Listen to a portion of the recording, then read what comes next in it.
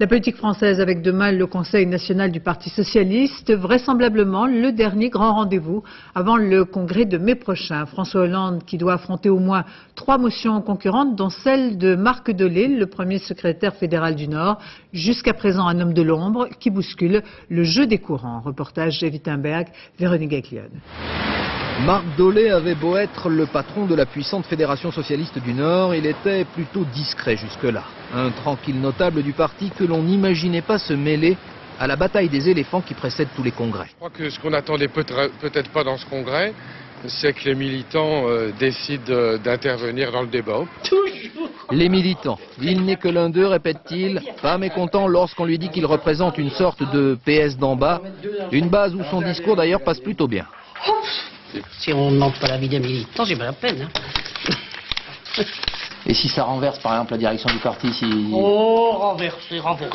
Des grands mots tout de suite. C'est pourtant la question, jusqu'où ira Marc Dolé? Personne ne le sait. Sa motion, si elle devait s'allier à celle d'Arnaud Montebourg et d'Henri Emmanuelli, pourrait effectivement renverser l'actuelle direction, faire tomber François Hollande. Fier de votre section. Pas question aujourd'hui de dévoiler ses intentions, même s'il y a au moins une chose, que Marc Dolé ne pardonne pas aux dirigeants du parti. La décision de recomposer les instances du parti dans le dos des militants pour y faire rentrer les anciens ministres m'a semblé être un message complètement surréaliste adressé aux militants et aux Français. Les deux grandes figures socialistes du Nord, Pierre Mauroy et Martine Aubry, ont critiqué Marc Dolé. D'autres barons locaux qui l'avaient suivi le lâchent aujourd'hui pour rejoindre François Hollande, un premier secrétaire qui pense avoir trouvé les bons ingrédients. Ma recette, c'est de convaincre tous les socialistes que s'il n'y a pas de différence insoluble entre nous, nous pouvons nous rassembler.